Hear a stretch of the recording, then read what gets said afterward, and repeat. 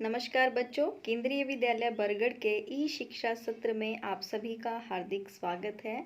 मैं संगीता रानी, आपकी हिंदी की शिक्षिका, आज आपको आपकी हिंदी की पाठ्य पुस्तक क्षितिज भाग 1 में संकलित काव्य खंड का जो प्रथम अध्याय है कबीर की साखियाँ, उसके विषय में पढ़ाऊंगी। कबीर दास जी के बारे में आप भली भांति परिचित हैं कि कबीर दास जी कौन हैं। कबीरदास जी हिंदी साहित्य के भक्ति काल के प्रमुख कवि रहे हैं। इन्हें निर्गुण काव्यधारा का प्रवर्तक भी माना गया है। कबीरदास जी के जन्म के विषय में भी बहुत सारी मान्यताएं और किंवदंतियां प्रचलित हैं। कहा जाता है कि इनका जन्म 1398 ईस्वी में काशी में हुआ था और सन 1518 के आसपास मगहर में इनका देहांत हो गया था। कबीरदास जी ने कहीं से भी कोई विधिवत शिक्षा प्राप्त नहीं की थी, परंतु सत्संग, प्रेरणा और अनुभव के आधार पर ही इन्होंने जो ज्ञान प्राप्त किया वही आप लोगों तक पहुंचाया है। कबीरदास जी की जो रचनाएं हैं वो कबीर ग्रंथावली में संग्रहित हैं। किंतु कबीर पंथ में उनकी रचनाओं का संग्रह बीजक ही प्रमाणिक माना जाता है। कुछ जो रचनाएं हैं वो गुरु ग्रंथ साहब में भी संकलित हैं। बीजक को 3 भागों में बांटा गया है, साखी, सबद, रमैनी। और साखी में से ही आप लोगों के पास कुछ साखियां हैं। हालांकि आपके पास इस पाठ्य पुस्तक में सबद भी हैं, वो केवल आपके पढ़ने के लिए हैं। कबीर का व्यक्तित्व, कबीर कैसे थे, किस प्रकार का स्वभाव था।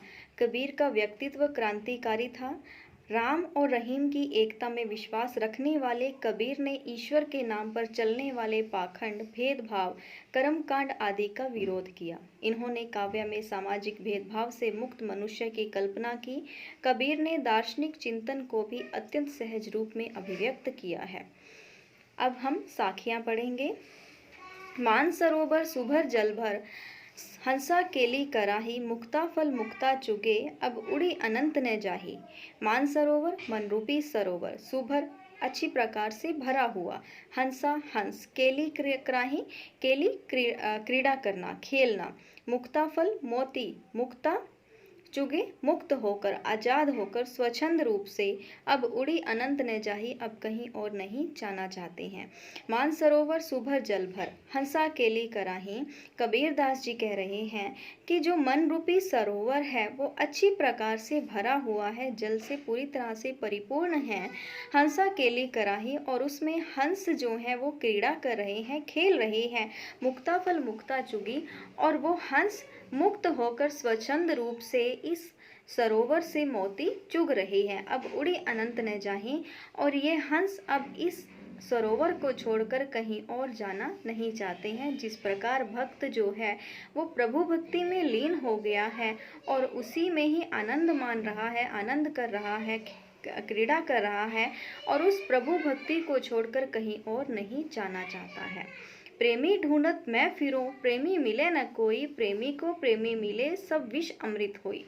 कबीरदास जी कह रहे हैं, प्रेमी ढूंढत, प्रेमी भक्त ढूंढत, ढूंढ रहा हूँ, मैं फिरूं, घूम रहा हूँ।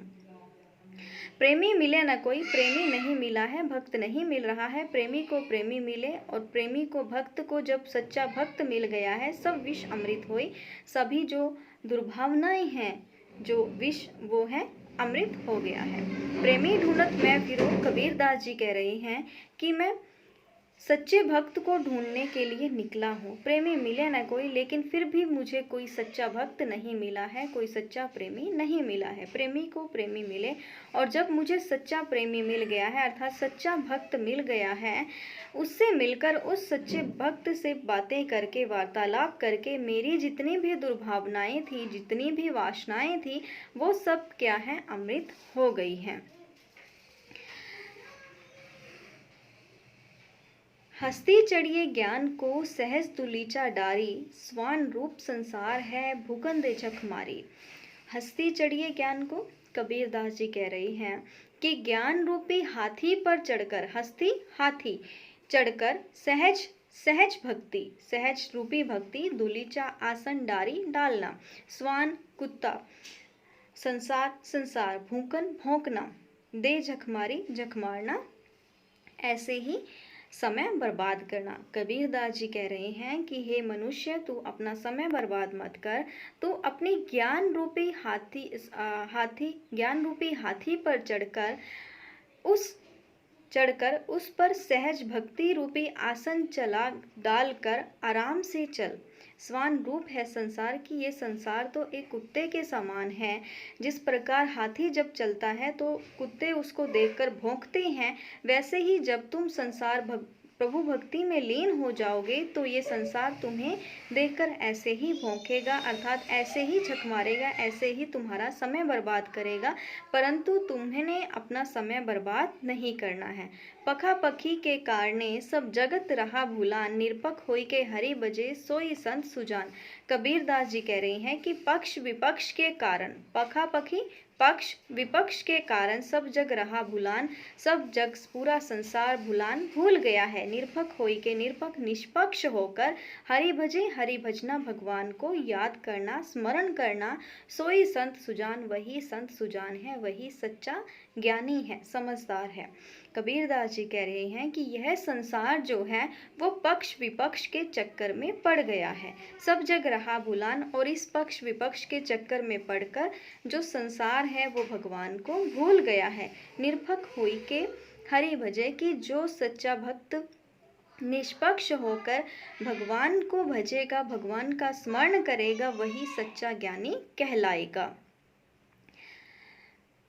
इसमें आपको भावार्थ भी दिए गए हैं और साखियों पर आधारित जो प्रश्न हैं वो भी दिए गए हैं, वो आप लोगों ने ध्यान से करने हैं।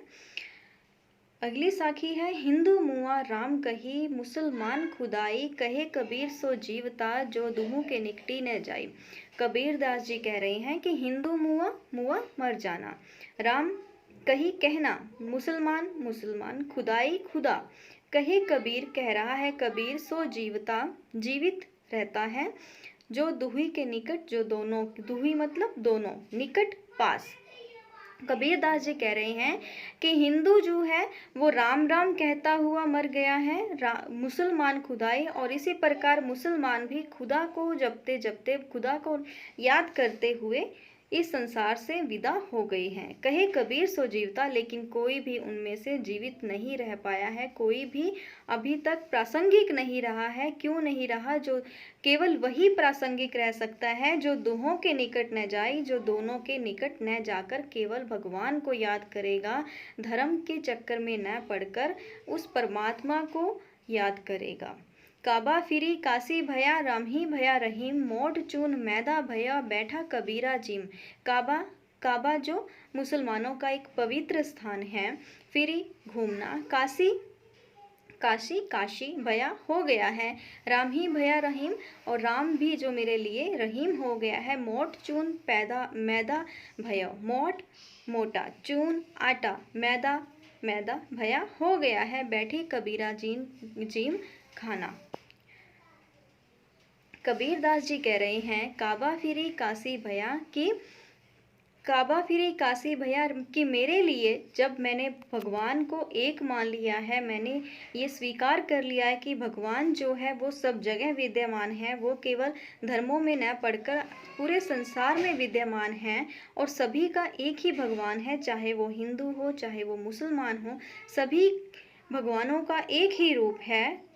तब मेरे लिए काबा फिरी काशी भया, तब मेरे लिए काबा और काशी जो है वो एक समान हो गए हैं। राम ही भया रहीम, और राम और रहीम भी मैंने एक ही मान लिए हैं, अर्थात दोनों मेरे लिए एक ही हो गए हैं। ये ठीक मेरे लिए वैसे हो गए हैं जैसे मोट चून मैदा भया, कि जिस प्रकार मोटे आटे को मैंने मैदा मानकर खा लिया है और उसको मैं बड़े आराम से, बड़े आनंद के साथ उसको खा रहा हूँ, बैठी कबीरा जीन उसको खा रहा हूँ, ठीक वैसे ही मेरे लिए ये दोनों एक समान हो गए हैं, जैसे मेरे लिए मैदा और आटा एक समान हो गए हैं। सातवीं साखी है, ऊंचे कुल का जन्मिया, जे करनी ऊंच न होई, सुबरन कलश सूरा भरा, साधु निंदा सोई।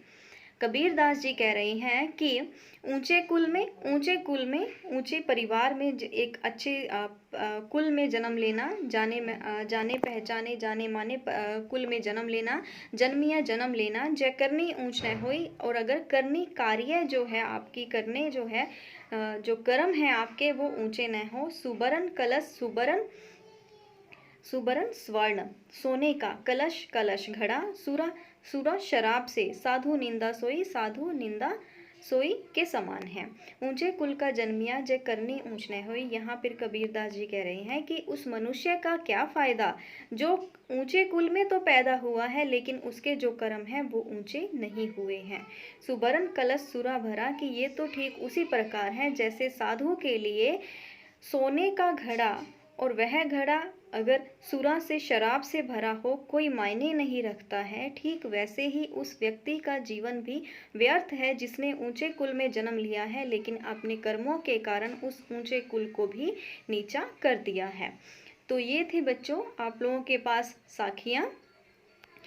तो इन साखियों में अगर आपको कोई समस्या हुई हो तो आप मेरे व्हाट्सएप नंबर पे मुझे बता सकते हैं। धन्यवाद।